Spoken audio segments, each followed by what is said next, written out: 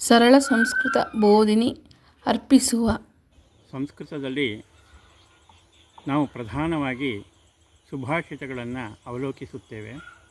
ಈ ಸುಭಾಷಿತಗಳು ನಮ್ಮ ಮುಂದಿನ ಪೀಳಿಗೆಗೆ ಮಾರ್ಗದರ್ಶಕವಾಗಿ ನಾನಾ ರೀತಿಯಲ್ಲಿ ಆದೇಶದ ರೂಪದಲ್ಲಿ, ವಿಧಿ ರೂಪದಲ್ಲಿ ನಮಗೆ ಉಪದೇಶವನ್ನು ನೀಡುವಂತಹ ಅಣಿಮುತ್ತುಗಳು ಎಂದು ಹೇಳಿದರೂ ತಪ್ಪಾಗಲಾರದು.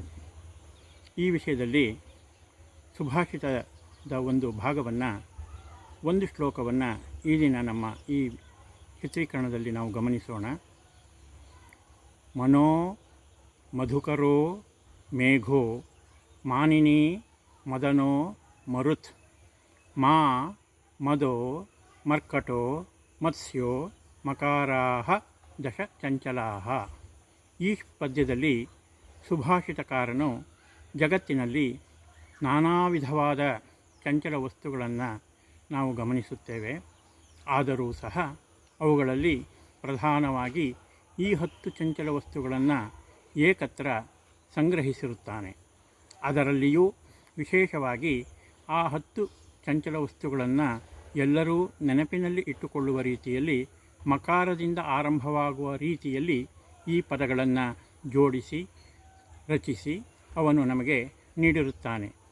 ಅವುಗಳನ್ನು ಬಿಡಿ ಬಿಡಿಯಾಗಿ ಹೇಳುವುದಾದರೆ, ಮೊದಲೇ ಹೇಳಿದಂತೆ ಎಲ್ಲರಿಗೂ ಅತ್ಯಂತ ಚಂಚಲವಾದ ಪ್ರಧಾನವಾದ 10 ಚಂಚಲ ವಸ್ತುಗಳಲ್ಲಿ ಪ್ರಧಾನವಾದ ಮೊದಲನೆಯದು ಮನಸ್ಸು.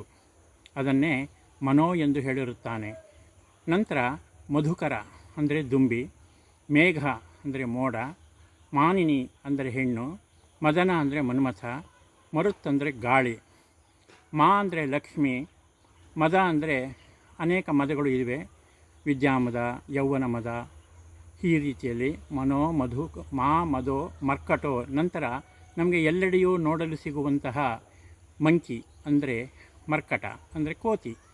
ನಂತರ ಇನ್ನೂ ಜಲಚರ ಪ್ರಾಣಿಗಳಲ್ಲಿ ಒಂದಾದಂತಹ, ಕೆಲವರಿಗೆ ಆಹಾರ ವಸ್ತುವೂ ಆಗಿರುವಂತಹ, ನೋಡಲು ಮನೋಹರವಾಗಿ ಇರುವಂತಹ ಮತ್ಸ್ಯ ಅಂದರೆ ಮೀನು. ಈ 10 ವಸ್ತುಗಳನ್ನು ಕೂಡ ಈ ಸುಭಾಷಿತದಲ್ಲಿ ಮಕಾರದಿಂದ ಆರಂಭಿಸಿ ನಮಗೆ ಕೊಟ್ಟಿರುತ್ತಾನೆ.